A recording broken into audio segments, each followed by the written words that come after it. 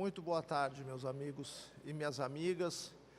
Estamos começando a última oficina de astronomia do ano de 2017, a oficina número 429, e aqui nas dependências da Universidade do Vale do Rio dos Sinos, em São Leopoldo, Rio Grande do Sul, promoção do curso de licenciatura em Física e do curso de licenciatura em Matemática, e contando com a colaboração técnica e a parceria valiosíssima do Laboratório de Tecnologia da Informação e Comunicação Social da Unicinos, o LabTICS. Bom, é uma tradição nossa, no início e no fim de cada semestre, fazer uma oficina sobre os fenômenos que vão estar visíveis no céu da próxima estação climatológica, no caso, o verão. E quando eu falo verão aqui, é o verão de 2018, são os meses de janeiro, fevereiro e março, uma vez que nós já, na abertura da nossa temporada 2017/2, a gente já abordou o céu da primavera, que cobria outubro, novembro e dezembro. Está lá, né, no YouTube, a oficina, para quem quiser ainda pegar os eventos de novembro e dezembro, né, comentados. Veio o cafezinho, né, tá, o cafezinho cortesia das panquecas do alemão, e temos também uma sugestão de livro ali que o Tiago vai passar aí depois para vocês, da Cultural Store, a livraria Cultural Store. Bom, então, meus amigos, vamos começar aqui. Primeiramente, vamos apresentar uma listagem dos fenômenos que estarão visíveis em janeiro, fevereiro e março. A maioria deles são referentes a configurações dos elementos do sistema solar, os planetas, o Sol, a Lua, posições relativas, aproximações aparentes entre dois ou mais astros do sistema solar, conforme são observáveis da superfície terrestre. Tá? Então, nós vamos entrar em janeiro, primeiramente, vamos dar início ao ano novo. Esses horários que estão aqui nos slides são a hora da Inglaterra, que é a hora brasileira acrescida de 3 horas. E como nós estamos no horário de verão, é a hora brasileira acrescida de 2 horas. Tá? Então, ali, por exemplo, no dia 1º de janeiro, quando ele fala ali 1º de janeiro, 20 horas, na realidade é 18 horas do dia 1º de janeiro, do horário brasileiro de verão. Aí, quando terminar o horário de verão, lá pelo dia 17 ou 20 de fevereiro, né, aí passa a subtrair 3 horas das horas que estão relacionadas ali. Olha, em relação ao último trimestre de 2017, já podemos antecipar que tem algumas coisas mais interessantes. E o ano, ele abre com a máxima elongação do planeta Mercúrio ao Sol, num distanciamento angular de 22,7, quase 23 graus a oeste do Sol, um período de visibilidade matutina para o planeta Mercúrio, ou seja, a gente tem que levantar antes do nascer do Sol, antes do clarear do dia, né, e olhar para o horizonte leste. Horizonte leste, não falei trocado, horizonte leste, depois vou dizer por quê. Dia 1º também tem a ocorrência do perigeu da Lua. Perigeu é a menor distância da Lua à Terra. No caso, dia 1º de janeiro, a distância entre o centro da Terra e o centro da Lua será de 356.566 quilômetros. A distância média da Terra à Lua são 384 mil quilômetros, e a distância máxima ou apogeu é sempre ao redor de uns 405 mil quilômetros. Tá? Então, o perigeu, menor distância, e notem que coisa interessante, no dia 2, é na mesma noite, né? Porque dia 1º seria às 19h54, horário brasileiro de verão, o perigeu da Lua, e depois às 0h24 do dia 2 de janeiro, noite do dia 1º para o dia 2, é na mesma noite, o momento da Lua cheia. Então, já podem se preparar, porque a mídia vai falar na ocorrência de mais uma superlua. A superlua é uma lua cheia que coincide aproximadamente com a menor distância da Terra ao Sol. Perdão, da Terra à Lua, né? o perigeu. Né? E isso significa a ocorrência de marés oceânicas mais intensas. E a mídia propagandeia também que o brilho lunar fica aumentado e o tamanho aparente lunar fica aumentado. Bom, uma série de comentários são pertinentes com relação a isso.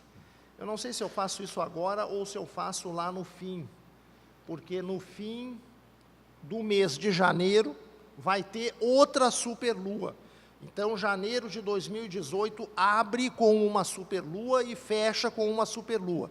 Vai ter 2 luas cheias em janeiro. Isso é possível porque o período entre uma lua cheia e a outra é de 29 dias e meio. E janeiro tem 31 dias.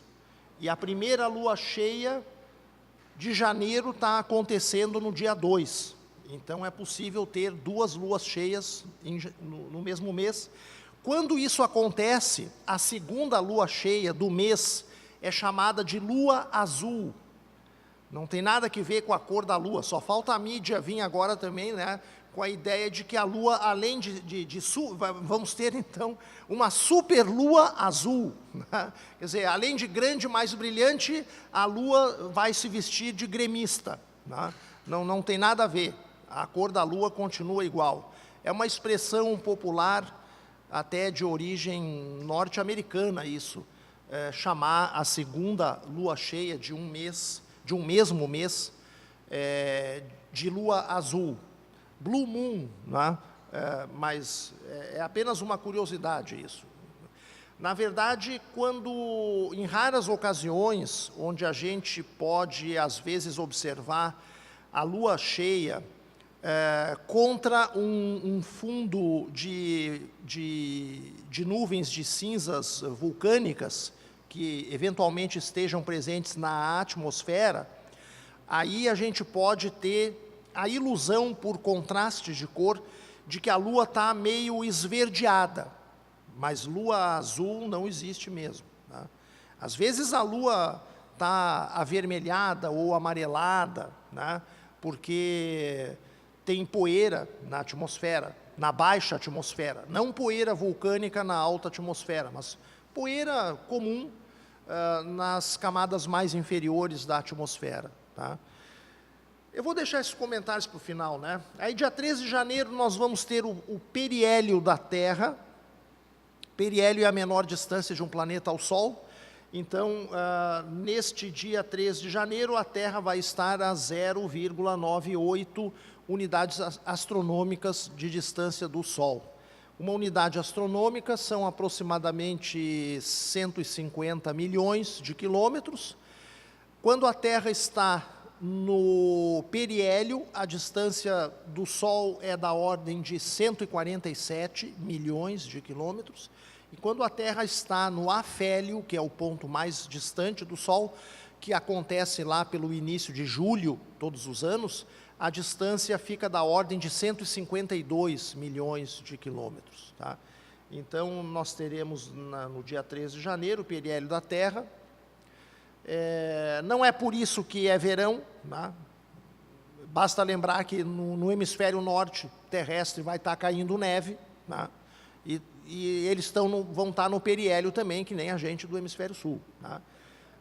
Então, a verdadeira causa das estações do ano não é a variação da distância Terra-Sol, e sim a variação do ângulo de incidência dos raios solares em relação à superfície terrestre ao longo do ano, porque existe uma inclinação de 23,5 graus entre o plano do equador terrestre e o plano da órbita que a Terra faz em torno do Sol. Tá?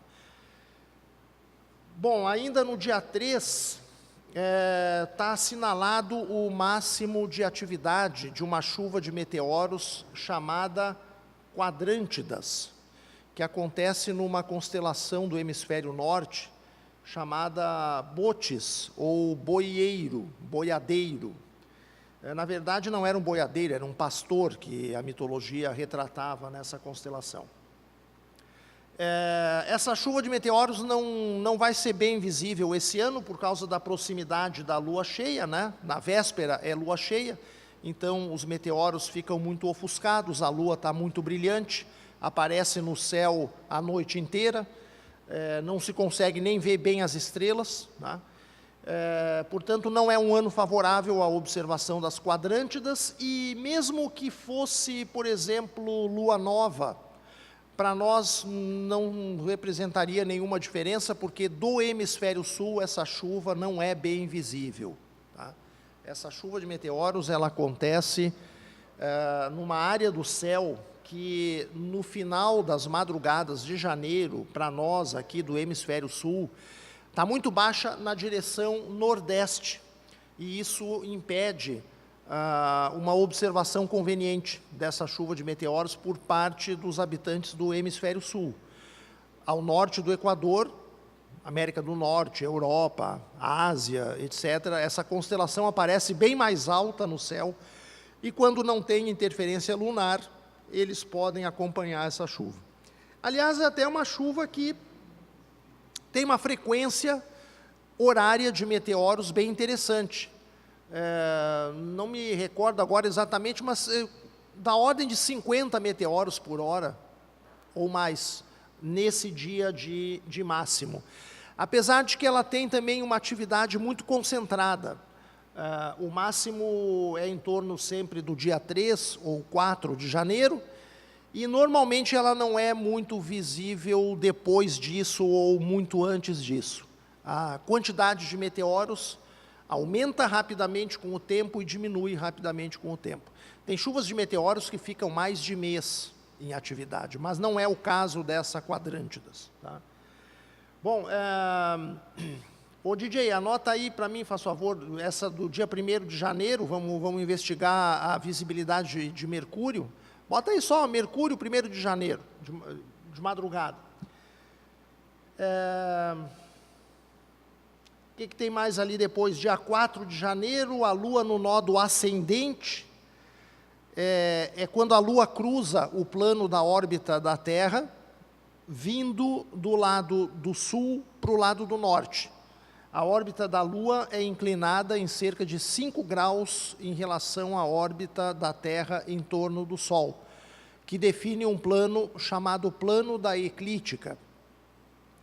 Quando a Lua passa do norte para o sul da eclíptica, se diz que a Lua passa pelo nodo descendente, e quando ela vai do sul para o norte, é um nodo ascendente. Tá? Isso acontece todos os meses. Todos os meses tem uma passagem da Lua pelo nodo ascendente e outra pelo nodo descendente. Dia 5 de janeiro, Régulus, que é a estrela mais brilhante da constelação do Leão, vai estar em conjunção com a Lua, uma aproximação ali aparente de 0,9 graus ao sul. Para vocês terem ideia do que representa 1 grau, 1 grau é cerca de 2 vezes o diâmetro aparente da Lua cheia, ou o diâmetro aparente do Sol também, que é muito parecido, coincidentemente é muito parecido com o diâmetro da Lua, visto da Terra. Aí, dia 8 de janeiro, tem a Lua entrando na fase de quarto minguante. Dia 9, temos a conjunção superior do planeta Vênus, às 3 horas da madrugada, 4 horas do horário de verão. Significa isso aí que Vênus vai estar, visto da Terra, vai estar do outro lado do Sol, portanto, está passando por trás do Sol, né? Não necessariamente sendo ocultado pelo Sol, mas, de qualquer maneira, é um período. Janeiro vai representar um período, pelo menos a primeira metade de janeiro, vai representar um período difícil para a observação do planeta Vênus, uma vez que ele vai estar, aparentemente, muito perto do Sol. Depois disso, ele deve começar a ser visível no pôr do Sol, após o pôr do Sol, na direção do horizonte oeste, para o lado do poente. Mas aí vai demorar um pouquinho ainda, possivelmente lá para início de fevereiro ou alguma coisa assim. Até a gente podia ver isso aí também, né? Bota aí Vênus no entardecer, fim de janeiro. Bota aí que a gente já depois, mais ou menos, a gente tem ideia. Bom, é interessante quando Vênus está na conjunção inferior, isto é, quando ele passa entre a Terra e o Sol, ele faz a transição do céu vespertino para o céu matutino. Ele deixa de ser visível no oeste após o pôr do sol e passa a ser visível na madrugada no lado leste, antes do nascer do sol. E essa mudança ocorre bem rápido. Questão assim de uma semana, 10 dias, Vênus entra feito um torpedo no céu da madrugada. Mas a transição na conjunção superior do céu matutino para o céu vespertino é mais demorada. E isso se explica pela proximidade maior de Vênus quando ele está na conjunção inferior. Ele está bem mais perto da Terra do que quando ele está na conjunção superior, porque na conjunção superior ele está do outro lado do Sol, né? Bom, ali tem eu destaquei também 3 eventos no dia 11 e no dia 13 de janeiro. Uma conjunção de Júpiter com a Lua, dia 11, de madrugada. Uma conjunção de Marte com a Lua, a distância entre Júpiter e Lua, 4,3 graus, muito parecida com a distância também de Marte com a Lua, 4,6 graus. Isso aqui é um evento visível na madrugada. Provavelmente nessa madrugada, se as condições meteorológicas permitirem, será possível ver a Lua acompanhada de 2 planetas, Júpiter e Marte, no céu da madrugada. Põe aí também, DJ, vamos botar Júpiter, Lua e Marte, 11 de janeiro, pronto. E no dia 13, ocorre uma aproximação aparente ou conjunção do planeta Mercúrio com o planeta Saturno. Mercúrio vai passar a 0,7 graus do planeta Saturno. Isso são ângulos, né? Porque o distanciamento real entre esses planetas é gigantesco, né? Mercúrio é o planeta mais perto do Sol, fica dentro da órbita da Terra. Saturno é o planeta que fica lá fora depois de Júpiter. São cerca de... qual é a distância de Saturno ao Sol? Não lembro agora. Júpiter é 5 unidades astronômicas e Saturno são 10 unidades astronômicas. Então, dá cerca de 1,5 bilhão de quilômetros, né? Mais ou menos isso. Metros. Não, tá certo, isso, 1,43 vezes 10 na 9 quilômetros, aproximadamente 1,5 bilhões de quilômetros, né? Então, obviamente que não tem nenhuma proximidade física de Mercúrio e Saturno. Isso é apenas aparente quando a gente olha da Terra, né? Bom, o que tem mais ali ainda em janeiro? No dia 15, a Lua no apogeu, a maior distância, então, da Terra, 406 mil quilômetros, e uma conjunção de Saturno com a Lua, dia 15. Então, o que a gente pode deduzir desse grupo de fenômenos ali que começa dia 11 e vai até o dia 15? Tem envolvimento da Lua e de 4 planetas: Júpiter, Marte, Saturno e Mercúrio. E é tudo de madrugada. É tudo de madrugada. Ou seja, os planetas estarão se aglomerando no céu da madrugada. Isso vai ser bonito, hein? Depois nós vamos simular, com a ajuda de um softwarezinho aqui, chamado Stellarium, a evolução da posição da Lua em relação a esses planetas, nessas datas, de 11 a 15 de janeiro. Bem, na segunda metade do mês, nós vamos ter Lua Nova no dia 17, passagem da Lua pelo nodo descendente da órbita no dia 18, o afélio do planeta Vênus, quer dizer, Vênus na sua órbita em torno do Sol, situado na maior distância do Sol, maior distância de Vênus ao Sol, dentro da órbita dele. Dia 24, a Lua quarto crescente. Dia 25, o afélio agora de Mercúrio, máxima distância de Mercúrio ao Sol. Dia 27, uma conjunção da estrela Aldebaran, que é da constelação do Touro, com a Lua, distanciamento de 0,7 graus, estando a estrela ao sul do centro da Lua. E aí nós temos na noite ali, no dia 30 e depois na noite do dia 31, mais alguns eventos lunares de destaque. Um novo perigeu da Lua, é o segundo perigeu no mês, o primeiro foi lá no dia 1º, né, se não me engano, né? Exatamente, no dia 1º de janeiro. E no dia 31, a segunda lua cheia do mês, a lua azul, né, que além de ser azul, coincide aproximadamente com o perigeu de novo, e tenho certeza que a mídia vai mais uma vez propagandear uma superlua. E no dia 31, também, um eclipse total da Lua. Mas esse eclipse não é visível aqui. Esse eclipse é visível lá na Austrália, na Oceania, na Indonésia, na Ásia, enfim, Japão, etc. Bom, e termina o mês com a passagem da Lua pelo nodo ascendente. Temos um questionamento. Ô, meu amigo, tudo bom? Temos um questionamento ali, ele vai te passar o microfone.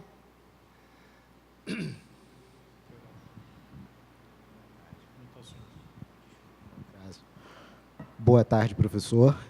Muito boa tarde, meu amigo. Primeiramente, desculpe o atraso.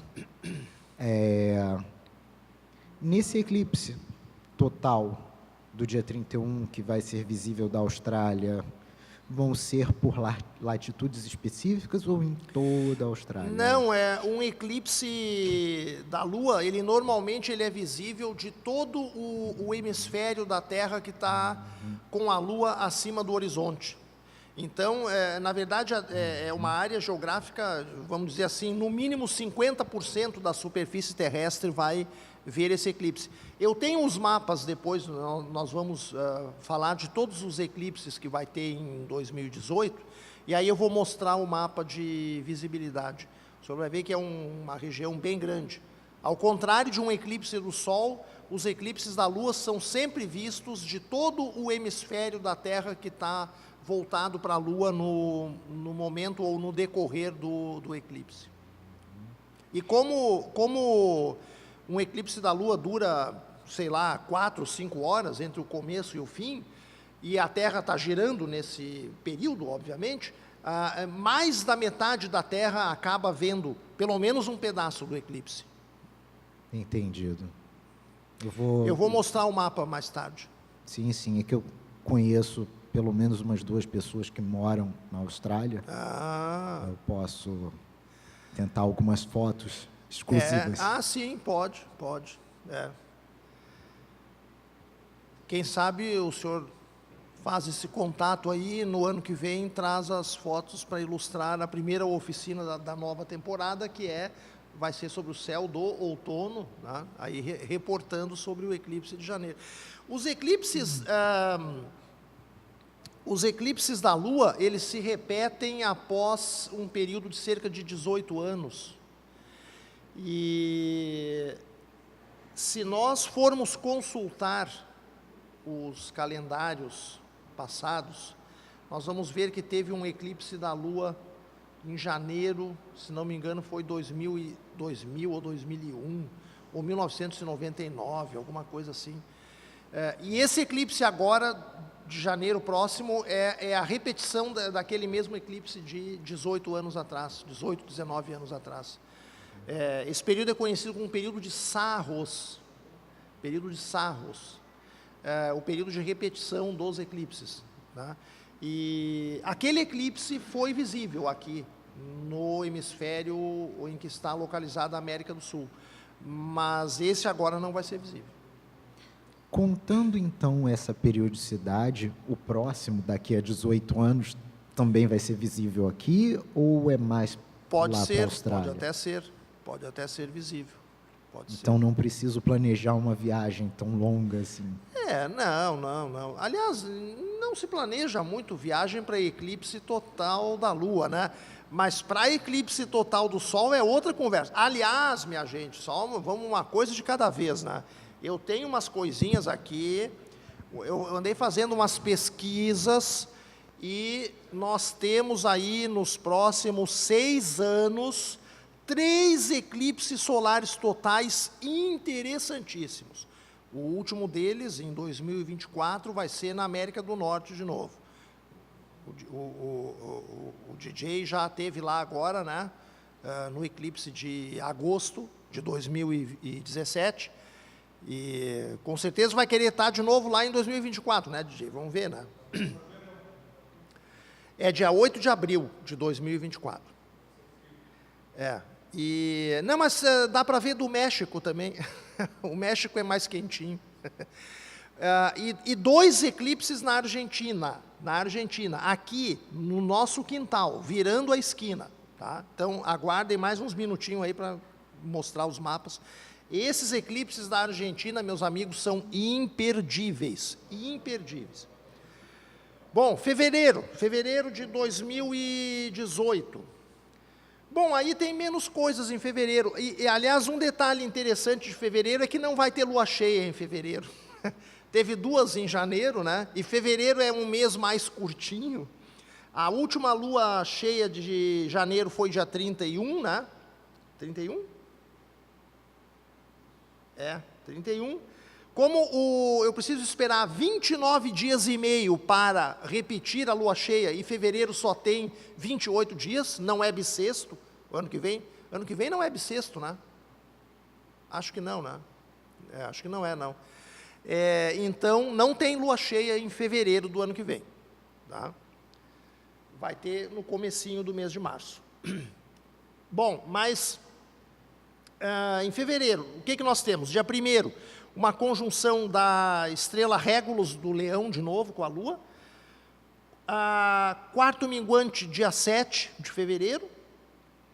Uma nova conjunção ali de Júpiter e de Marte com a Lua, entre 7 e 9 de fevereiro. Anota essa aí também, DJ. 7 e 9 de fevereiro, Júpiter, Marte e Lua de madrugada.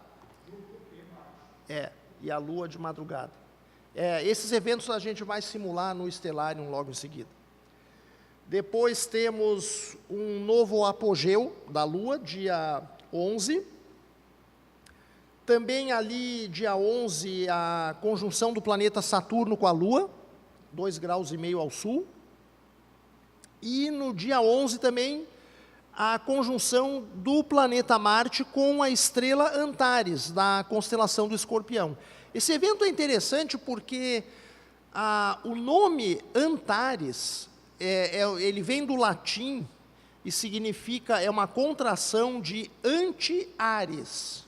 Ares era o deus da guerra dos romanos, equivalente ao...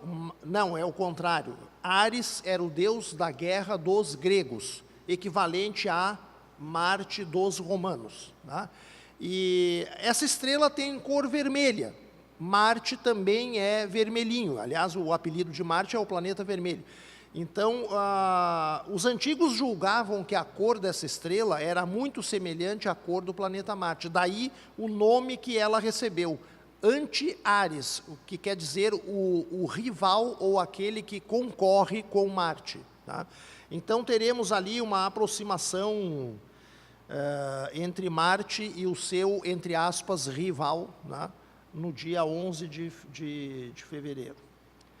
Bom, dia 14, a passagem da Lua pelo nodo descendente da órbita, então vindo do lado norte para o lado sul, do plano da eclíptica. Um eclipse parcial do Sol, dia 15 de fevereiro. Anota isso aí, DJ. Esse vai ser visível aqui, mas só um pedacinho dele, só um aperitivo do eclipse. Tá? Bem ao pôr do sol, depois nós vamos fazer a simulação, mas já posso adiantar aqui, ó, as circunstâncias para Porto Alegre e a Grande Porto Alegre. Começo do eclipse às 18 horas e 47 minutos. Bom, isso não é horário de verão, isso é o horário normal que a gente usava antes. O horário de verão seria 19h47. Né? Máximo do eclipse, para nós aqui, né? 19 horas e 9 minutos. Por que nesse horário? Bom, porque é o horário que o Sol se põe. E, portanto, para nós acabou o eclipse no pôr do sol. Tá? O eclipse prossegue depois, mas o Sol vai estar abaixo do horizonte de Porto Alegre, e os porto-alegrenses e os grandes porto-alegrenses também não vão ver nada. Tá? Quando o Sol se põe às 19 horas e 9 minutos, seria 20 horas e 9 minutos do horário de verão, dia 15 de fevereiro, ainda vai estar vigorando o horário de verão. Né? Ele vai até o dia 17 ou dia 20, uma coisa assim. Quando o Sol se põe, nesse dia 15 de fevereiro, ele vai estar com 11% do diâmetro encoberto pela Lua, o que dá um obscurecimento da área do disco do Sol de 4,2%. Quer dizer, a Lua vai estar dando uma mordidinha no disco do Sol. Um eclipse quase imperceptível, mas, rigorosamente falando, o começo do eclipse é visível aqui para nós. O que temos mais ali depois? A Lua Nova, dia 15. Bom, claro, se tem eclipse do Sol, tem Lua Nova. Um eclipse do Sol só acontece na Lua Nova. Tá? E no restinho de fevereiro, temos dia 17, Mercúrio na conjunção superior, Mercúrio passando por trás do Sol, né, pelo outro lado, o lado distante do Sol, não necessariamente sendo ocultado, mas, de qualquer maneira, invisível. Esse evento assinala o final do período de visibilidade matutina de Mercúrio. Lembram que eu falei ali em janeiro, Mercúrio estará visível de madrugada do lado leste, antes do nascer do Sol. Esse período de visibilidade matutina se encerra em meados de fevereiro. Na prática, um pouquinho antes, porque Mercúrio já fica perdido no clarão crepuscular. E depois dessa conjunção superior, lá para março, Mercúrio vai reaparecer no céu, mas aí fazendo companhia para Vênus no céu do poente, do lado oeste, logo após o pôr do sol, durante as primeiras horas da noite, durante o escurecer. Aí, dia 23 de fevereiro, vamos ter a Lua em quarto crescente. Também uma conjunção da Lua, novamente com a estrela Aldebaran, da constelação do Touro. 4 dias depois tem um novo perigeu da Lua, menor distância da Terra, 363 mil quilômetros, e uma nova passagem da Lua pelo nodo ascendente da sua órbita, encerrando o mês de fevereiro, lá no dia 28. Tá? Então, em fevereiro, praticamente não... Tirando esses agrupamentos ali que ocorrem da Lua com Júpiter e Marte, a conjunção com Saturno e a conjunção de Marte com Antares, e o eclipse, o resto, né? Mas até que está bom, né? Até que está não dá para se queixar de fevereiro. E em março do ano que vem, o último mês aqui que nós estamos comentando hoje, vai ter lua cheia. Vai ter lua cheia, dia 2, é a primeira lua cheia depois da lua cheia, da lua azul, da superlua azul de 31 de janeiro. Aliás, esse negócio, eu fiquei de falar da superlua, né? Vamos abrir um parêntese aqui, ó, para comentar algumas coisas sobre isso. A expressão popular lua azul já foi explicada, né? É a segunda lua cheia que ocorre dentro de um mesmo mês. É uma expressão que tem origem provavelmente lá entre os fazendeiros da América do Norte, alguma coisa assim, tá? Uma expressão popular, mas não é aqui brasileira. Não acontece nada com a lua, ela não muda de cor, ela continua prateada, enfim. É apenas uma figura, um nome, um apelido completamente figurativo. Bom, mas a expressão superlua, que a mídia gosta muito de usar, em primeiro lugar, ela não é uma expressão usada pelos astrônomos. Nenhum astrônomo cunhou essa expressão superlua.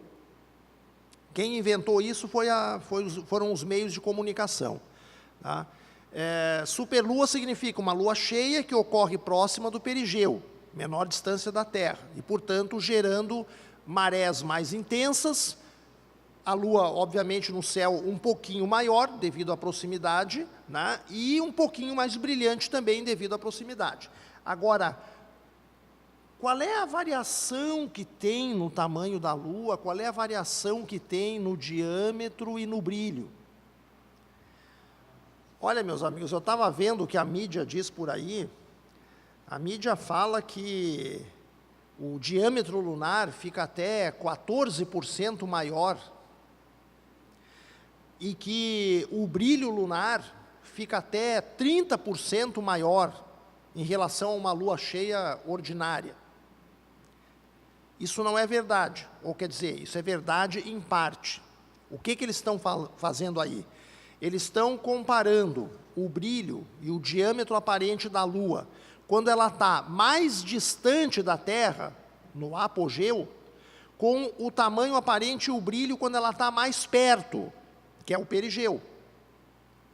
Mas, convenhamos, isso não é muito correto, né? Porque eu não posso comparar uma exceção com outra exceção. Eu tenho que comparar as exceções com o comportamento médio. Estou certo ou estou errado? Pois é. Então, o comportamento médio é a lua cheia na distância média da Terra à Lua, que é 384 mil quilômetros, alguma coisa por aí. E quando a gente vai fazer as continhas para calcular a variação do diâmetro e a variação da intensidade do brilho, a gente encontra simplesmente números que são a metade do que a mídia diz. Uma, entre aspas, superlua, ela tem apenas um incremento de 8% no diâmetro aparente e um incremento da ordem de 16% na intensidade do brilho. Um cidadão distraído que olha para uma superlua ou olha para uma lua cheia ordinária, se não está avisado, duvido que note a diferença. Duvido. Não nota. E aí tem outro problema, né? A mídia divulga isso, o pessoal vai estar na praia, eu já estou até vendo as notícias, né? A sugestão vai ser correr para a beira da praia, ver a superlua nascer no mar. Aí nasce aquela lua gigantesca, aparentemente gigantesca, e aí os caras vão dizer, bah, meu, é verdade, olha lá, uma superlua. Não tem nada a ver uma coisa com a outra. Essa impressão que a gente tem quando a lua cheia nasce, está muito perto do horizonte, que ela fica enorme, fica inchada, é uma ilusão, meus amigos. É uma ilusão produzida no cérebro humano, dentro do cérebro. O que acontece exatamente, olha, tem livros escritos sobre isso, tem N teorias, algumas razoáveis, outras nem tanto. mas ao que tudo indica é um efeito do cérebro, da maneira como o cérebro interpreta, talvez inconscientemente, como ele compara o diâmetro da Lua com o diâmetro de objetos que estão ali aparentemente próximos da Lua na linha do horizonte. O efeito não é real. E eu proponho para vocês a seguinte experiência. Pega o celular, pega o Tamagotchi, né? Usa o Tamagotchi para uma coisa que preste, pelo amor de Deus, né? Pega o Tamagotchi, fotografa a Lua logo depois que ela nasceu, quando ela está bem pertinho do horizonte. Espera algumas horas, lá pelas 11 horas, meia-noite, quando a Lua estiver alta no céu, daí você vai olhar, a Lua agora está pequenininha, tira outra foto. Não dá zoom, né? Tem que cuidar o zoom, porque se dá o zoom, se vai dar zoom, tem que dar zoom igual nas duas, né? Tem que dar igual nas duas. Aí compara as duas imagens, elas vão estar iguais. As imagens vão estar iguais. E visualmente vocês tinham a impressão de que a Lua perto do horizonte era de 2 a 3 vezes maior do que a Lua alta no céu. Esse efeito se conhece como a ilusão da Lua. Nós tivemos um TC aqui no curso de Física há muitos anos, que eu orientei, uma menina, que hoje já é professora, ela mediu o efeito ilusório. Apesar de ser uma ilusão, a gente pode medir a ilusão e pode graficar essa ilusão. Ela graficou o tamanho aparente da Lua em função da altura angular em graus da Lua em relação ao horizonte. E a gente vê que dá uma curva assim que o diâmetro aparente cai violentamente à medida que a altura da Lua sobe. É bonito isso, é uma ilusão, é um efeito que não é real, mas é um efeito que pode ser objetivamente quantificado em gráficos, e até ela encontrou uma função que dava o diâmetro aparente em função da altura em graus. Muito bonito, muito interessante o trabalho dela. Apesar de ser uma ilusão, a gente pode medir a ilusão objetivamente. Maior. Então o cara olha isso, né, e pensa que é a superlua. Na verdade, isso não é a superlua, isso acontece em todos os meses. Aliás, acontece, não é só na lua cheia, acontece com o Sol também. Se vocês verem o Sol muito perto do horizonte, vão achar que o Sol está maior. E com relação à Lua, acontece em qualquer fase da Lua. Se você vê a Lua quarto minguante nascendo perto do horizonte, você vai ter a impressão de que ela está grande também. Talvez aí não seja tão impressionante, porque parece que a Lua está pela metade, né? Na Lua cheia parece que ela está completa, mas ocorre também o efeito, né? Bom, então, cuidado, né, com essa história de superlua. Os números divulgados por aí são exagerados. Até um jornal aqui da região, o ano passado, divulgou, numa outra ocasião de superlua, que a Lua ia aparecer, entre aspas, absolutamente enorme no céu. Quer dizer, isso cria uma expectativa que depois o cidadão vai lá olhar e, né? É pena, né? Bom, então o que nós temos aqui? Isso aqui é março, né? A lua cheia é dia 2 de março, tá? Uma conjunção de Mercúrio com Vênus a cerca de 1 grau um do outro, no dia 4. Anota essa aí também, DJ, para nós ver. Mercúrio e Vênus, dia 4 de março, pôr do sol. E depois, então, temos no dia 4 também a conjunção do planeta Netuno com o Sol. Quer dizer, visto da Terra, o planeta Netuno está passando pelo lado de trás do Sol. Não é uma época favorável para observar Netuno, né? Júpiter em conjunção com a Lua, dia 7 de maio. Quarto minguante, dia 9. Marte em conjunção com a Lua, dia 10. Periélio de Mercúrio, menor distância de Mercúrio ao Sol, dia 10 também. Saturno em conjunção com a Lua, dia 11. Então, vejam só, dia 10 tem conjunção da Lua com Marte, e dia 11, conjunção da Lua com Saturno. De um dia para o outro, em 24 horas, a Lua se desloca cerca de 13 graus no céu. Então, só olhando a lista assim, né, a gente pode deduzir o quê? Que a separação angular entre Marte e Saturno no céu, ao redor lá do dia 10 de março, vai ser da ordem de 13, talvez 15 graus, não muito mais do que isso. Eles estão perto, tanto é que numa noite a Lua está perto de um deles e na outra noite está perto do outro. Tá? Isso podia ver aí também, DJ, bota aí, ó, Marte, Saturno e a Lua, 10, 11 de março. Isso também é de madrugada. Bom, dia 11 de março, a Lua no apogeu. Dia 14 de março, a Lua no nodo descendente, passando então do lado norte para o lado sul da órbita da Terra. E no dia 15 de março, bem no meio do mês de março, o planeta Mercúrio na maior elongação do Sol, a leste do Sol, 18 graus a leste do Sol. Isso quer dizer que Mercúrio vai estar posicionado no céu do poente, logo após o pôr do sol. Visibilidade vespertina. Pode parecer enrolado isso, né? Como é que ele está a 18 graus a leste do Sol e aparece no oeste? Não tinha que aparecer no leste? Não, mas ele está a 18 graus a leste do Sol. Então, se ele está a leste do Sol, como as estrelas e os astros, devido ao movimento de rotação da Terra, a gente tem a impressão que os astros se levantam de leste para oeste.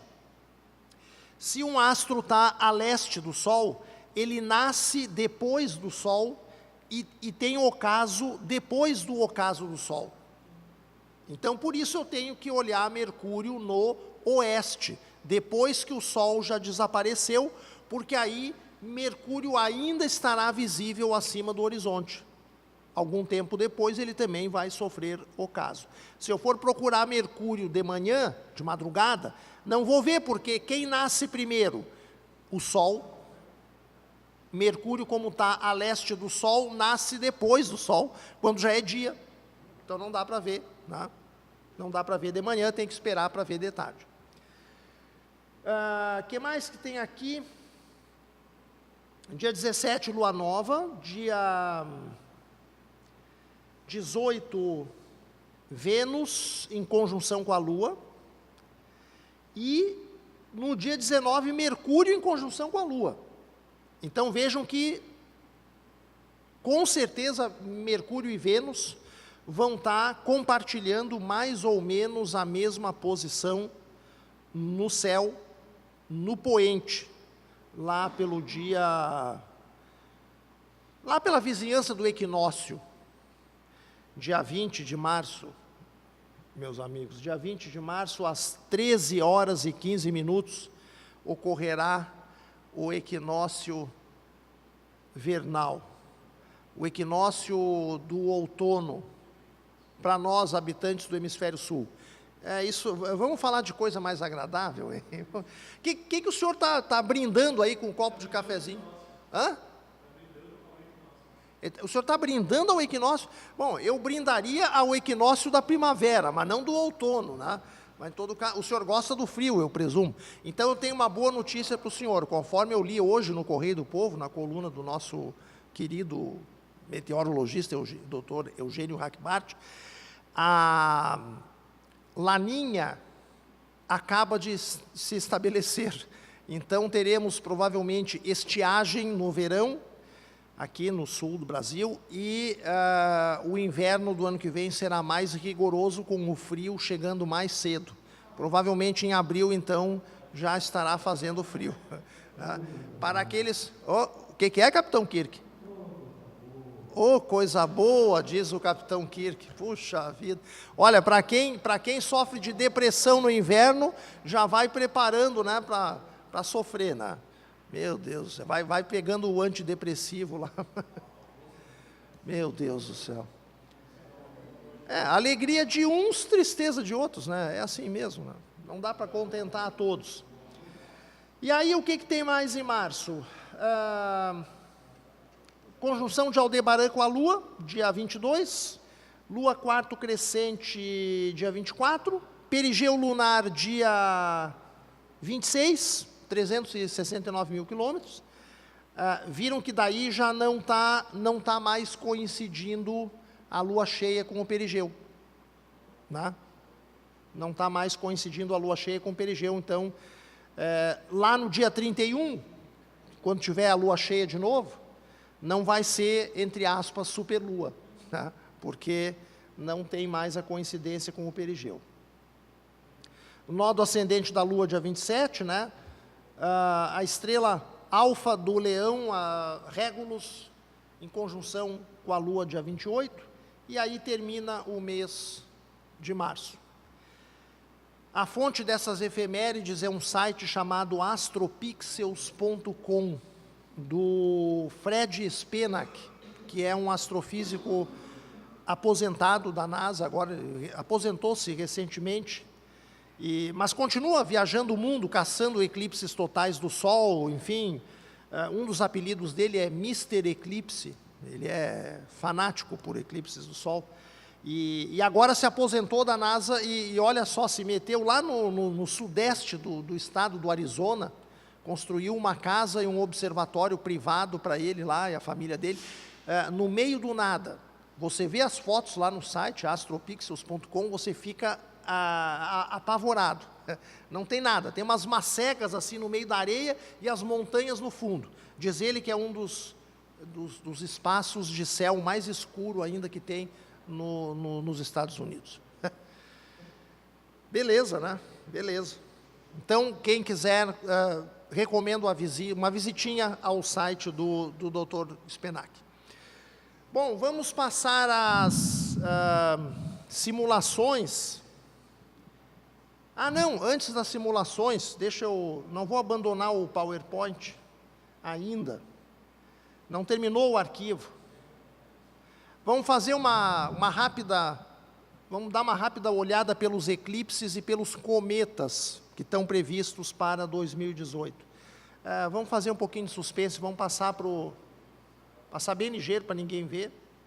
Vamos falar dos cometas primeiro, tá? Tem vários cometas periódicos com retorno previsto para 2018. E muitos deles são famosos. Esse Giacobini-Zinner, por exemplo, ele produz uma chuva de meteoros que acontece todos os anos no mês de outubro, na constelação do Dragão, que a gente também não vê no hemisfério sul. Esse cometa Schwarzmann-Walkman, como é que se diz isso? Schwarzmann-Walkman, provavelmente. Também é famoso. O Stephanopterma é famoso, o Virtanen é famoso. Tem só, no entanto, 3 desses cometas listados aí no slide que vão atingir visibilidade a olho nu. O Giacobini-Zinner, magnitude 4, o Virtanen com magnitude 3 e um cometa relativamente recente, descoberto agora em 2017, o Pan-STARRS 2017 S3, foi encontrado por uma sonda, né? Vai atingir magnitude 4. Mas não se entusiasmem, porque um cometa de magnitude 4 ou de 3 não é que nem uma estrela de magnitude 4 ou de magnitude 3. Porque o cometa não é um astro cuja luz está concentrada num ponto. É um astro cujo brilho fica espalhado no céu. Então, olha, meus amigos, com a poluição luminosa que temos por aí e tudo, eu acho que, a menos que um desses cometas surpreenda na evolução de brilho, não tem nada assim de muito espetacular. Vamos voltar então agora para os eclipses. Em 2018, segundo o Mr. Eclipse, nós vamos ter 5 eclipses. 3 eclipses do Sol e são todos eles parciais, não tem eclipse solar total, e 2 da Lua, 2 totais da Lua. Eclipse total da Lua, dia 31 de janeiro, não dá para ver aqui do nosso hemisfério.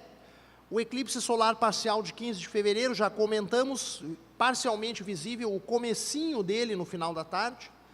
Um eclipse parcial do Sol em 13 de julho, mais um eclipse lunar total dia 27 de julho, que vai ser parcialmente visível no Brasil. E um eclipse solar parcial em 11 de agosto de 2018, que também não dá para ver no Brasil. Então, os únicos eclipses visíveis no Brasil são um lunar total, visível em parte, né, no Brasil, e o eclipse solar parcial de fevereiro, também visível em parte no Brasil. Aqui estão as faixas, ó, os mapas que eu tinha mostrado antes. Essa região aqui, ó, pintada de escuro no mapa geográfico, é a região em que não é visível o eclipse, tá? Então, ele está visível aqui, ó, na Ásia, no Japão, na Austrália. Vejam aqui, ó, a hora, em torno de 13h30, isso aqui, grosseiramente falando, é a hora da Inglaterra, 10h30 da manhã, 10h30 da manhã, lua cheia não é visível para nós aqui, não adianta. A lua cheia nasce às 6 da tarde e se põe às 6 da manhã. Então, às 10h30 da manhã não tem lua cheia visível em Porto Alegre. Tá? O eclipse parcial de fevereiro. Olha o mapa aqui. Ele é mais visível aqui na região do continente antártico, mas pega todo aqui, ó, toda a pontinha sul aqui da América do Sul, inclusive aqui o estado do Rio Grande do Sul, ó. Nós estamos próximos do limite da região em que é visível o eclipse. Então, provavelmente o Sol vai ficar assim, levemente mordido pela sombra lunar, uma coisa quase imperceptível, como eu disse antes, como a gente comentou antes, né? E além disso tem o problema de que o Sol está se pondo, né? Pouquinho depois do início do eclipse. Então, 13 de julho, eclipse parcial do Sol, visível aqui numa região que praticamente é só oceano, né? Nessa calotinha aqui, ó, entre a Austrália e a Antártida. Essencialmente um eclipse oceânico. Até a Nova Zelândia aqui está de fora. Deu azar. 27 de julho, um eclipse total da Lua. Esse sim, vocês podem ver aqui, ó, a América do Sul, ela está visível nessa região parcialmente sombreada. Isso quer dizer que nós vamos observar uma parte do eclipse, tá? Nós vamos assistir o final do eclipse. A Lua vai nascer eclipsada, já saindo da sombra da Terra. O que eu fiz aqui? E nós vamos poder acompanhar um pouquinho do eclipse. Para acompanhar tudo, nós deveríamos estar ali na África. Cadê o mouse? Sumiu o mouse. Cadê o mouse?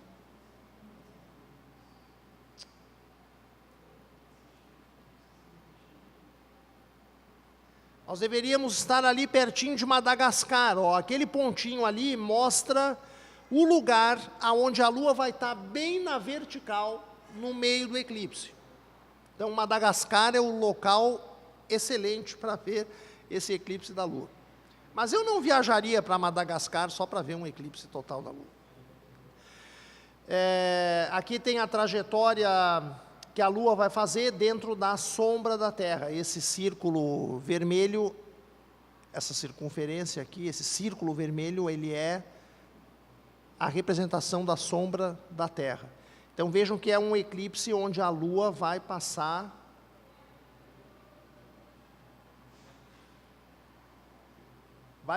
bem pelo centro, bem próxima do centro da sombra terrestre.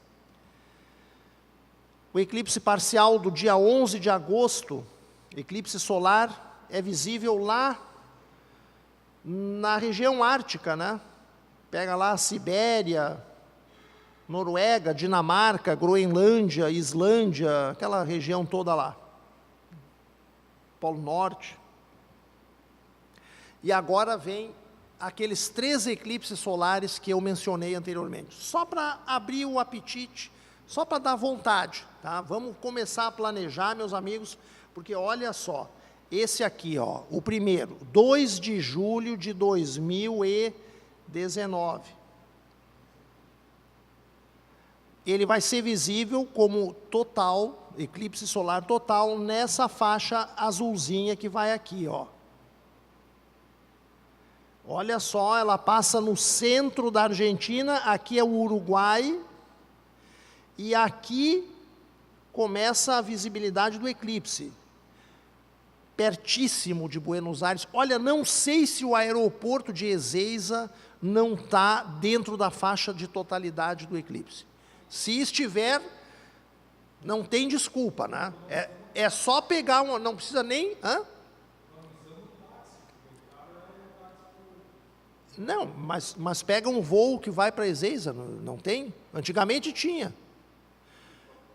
Pega um voo de Porto Alegre para Ezeiza, desce em Ezeiza, fica lá no jardim do aeroporto, assiste o eclipse, terminou o eclipse, faz uma refeição, embarca no próximo avião e retorna para Porto Alegre. Quer dizer, 1 hora para ir, 1 hora para voltar, 1 hora para ver o eclipse e comer, 3 horas mais ou menos o cara vai e volta de Buenos Aires. O que vocês acham?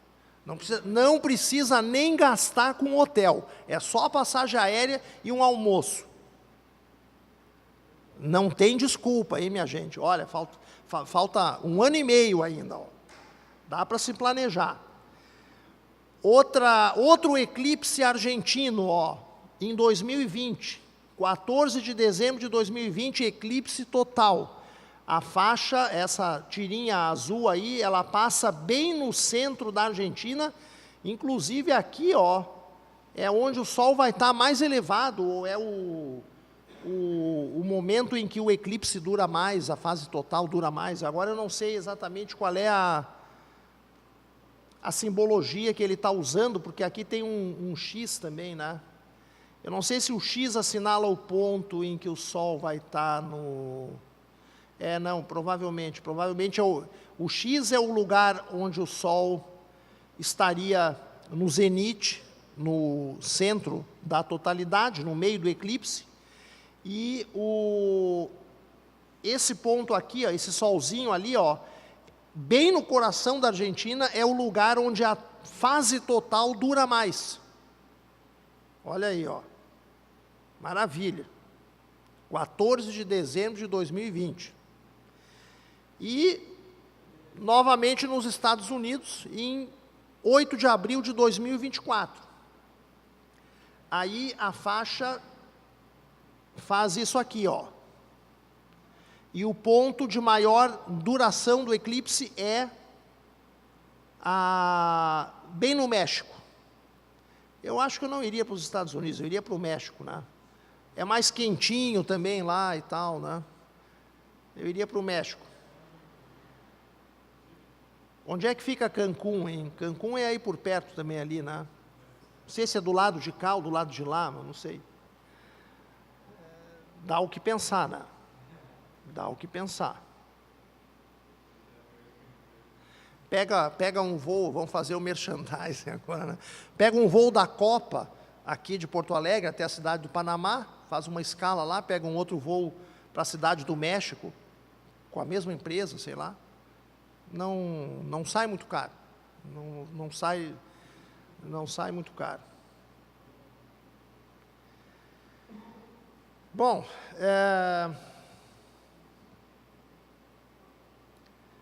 só para terminar o PowerPoint, vamos entrar no... Como passa o tempo, hein? Meu Deus do céu. Em 2018, se tudo correr bem, meus amigos, estaremos inaugurando a 22ª temporada das oficinas de astronomia. O reinício provável vai se dar em março, em algum dia lá pelas proximidades do equinócio de outono, ou logo depois do equinócio de outono. Tá? Queremos desejar boas férias e boas observações a todos. Não esqueçam de fazer o tema de casa. Se esquecerem alguma coisa, até lá já vai ter o vídeo no YouTube, né? Daí é só consultar. Bom, eu vou passar agora aqui para o... Rapidinho, né? Porque não tem muito tempo, né? Vamos sair do PowerPoint, vamos entrar no Stellarium. Esse programa Stellarium é um programa espetacular. Vocês podem baixar gratuitamente da internet. Agora eu acho que pode apagar quase todas as luzes. Isso. Tá bom. Isso aí. Beleza. Beleza, Capitão Kirk. Capitão Kirk sabe das coisas. Qual é a primeira data aí, DJ? Mês de janeiro, dia 1º de janeiro, né? 1º de janeiro. É de tarde ou de madrugada? De madrugada, eu acho. Lá pelas 4 da manhã.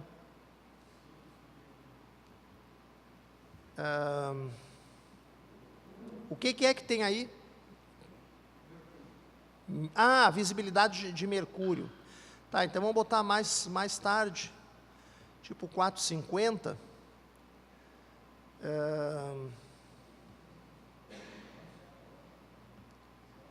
Vamos baixar aqui o horizonte. Olhando para o leste, olha que coisa interessante, já tem ali, ó.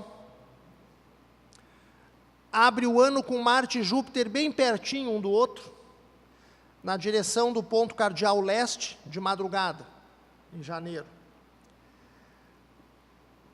Em torno das 5 horas da manhã. Tá?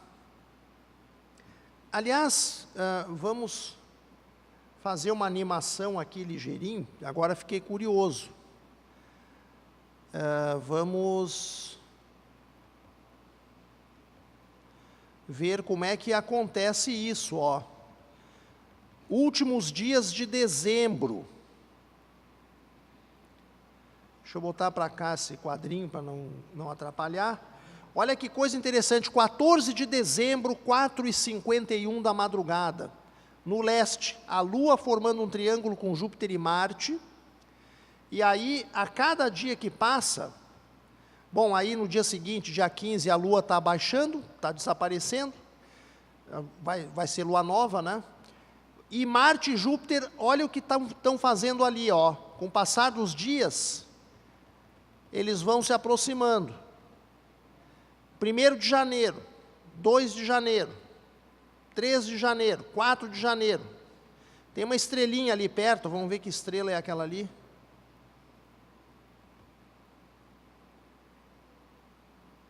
Ué, não apareceu nada?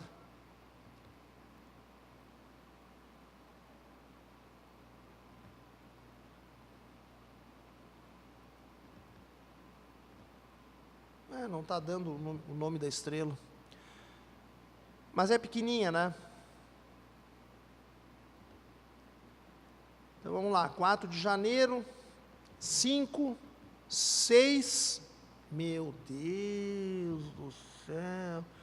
Vai ter uma conjunção muito apertada entre Marte e Júpiter ao redor do dia de Reis, dia 6 de janeiro. Olha ali, 7 de janeiro. Não, vamos ter que... me permitam fazer uma coisa. Eu vou sair do Stellarium e vou chamar um outro programinha que eu gosto de usar, que é o Tasco, 7 de janeiro de 2018, 5 horas.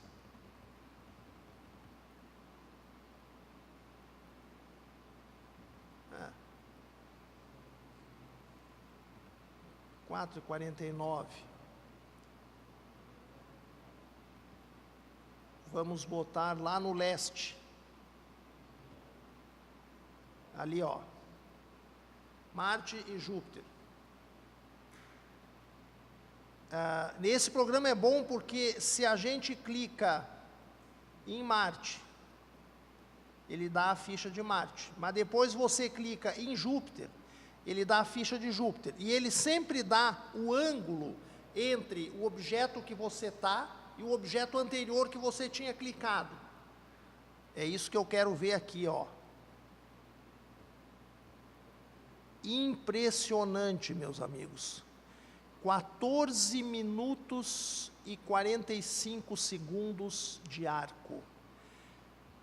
0,2 de grau entre Marte e Júpiter. Se o cara pegar um telescópio nesse dia e apontar ali, pega os dois no mesmo campo. Pega os dois no mesmo campo, apontando um telescópio. Pouco mais de 0,2 de grau. Bom, então a gente já sabe, né? Vai estar chovendo no dia. Com certeza. Vai estar chovendo. A nossa meteorologia aqui é triste. Quando tem uma coisa interessante, logo chove. Está nublado. Que coisa séria. Tá, vamos ver Mercúrio então, 2018.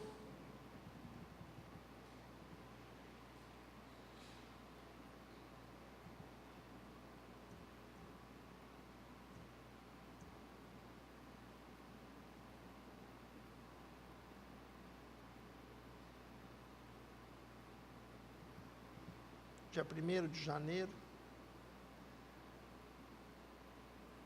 5 horas, né?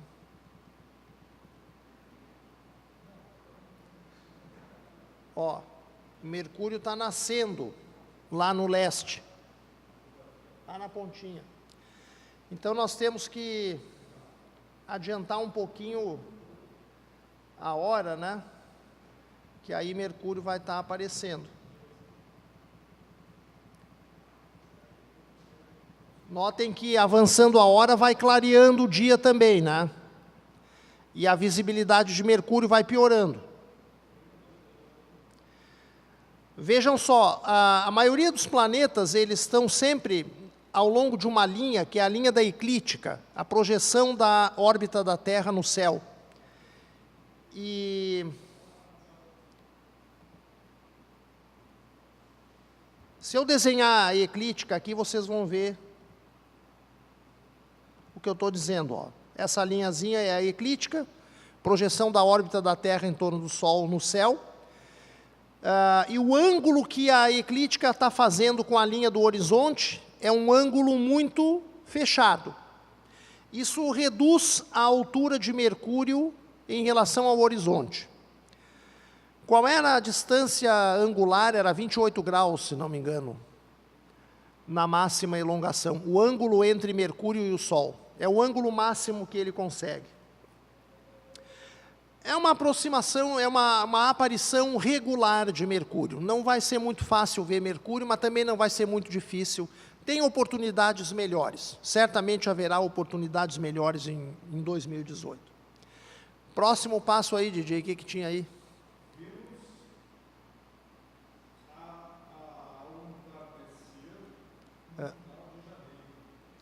Então vamos botar aqui 31 de janeiro, ao entardecer, 20 horas, e gira a vista para o oeste. Aí está a linha da eclíptica, ó. Eu vou deixar a linha da eclíptica marcada porque ela é uma referência importante, né? Não está visível ainda, né? Não está visível Vênus.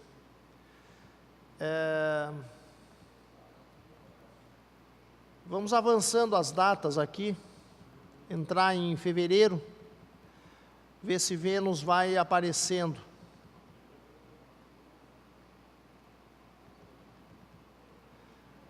Escureceu subitamente porque ele deixou de usar o horário de verão, né? Ali no dia 18 de fevereiro. Quer ver, ó? Ó, 16, 17, 18, acabou o horário de verão. é que antes 20:46 era 19:46, estava mais claro. E aí passa 20:46 a ser 20:46 mesmo, já está bem escuro. Né? Mas olha, Vênus não está visível ainda. Vai demorar. Vai demorar para Vênus aparecer, até porque também o ângulo da eclíptica com a linha do horizonte é um ângulo fechadinho. Então isso quer dizer que Vênus, a altura de Vênus vai crescer muito devagarinho com o passar das semanas, dos dias e das semanas. Provavelmente Vênus vai aparecer no poente lá para o final de fevereiro, março, talvez. O que mais aí, DJ?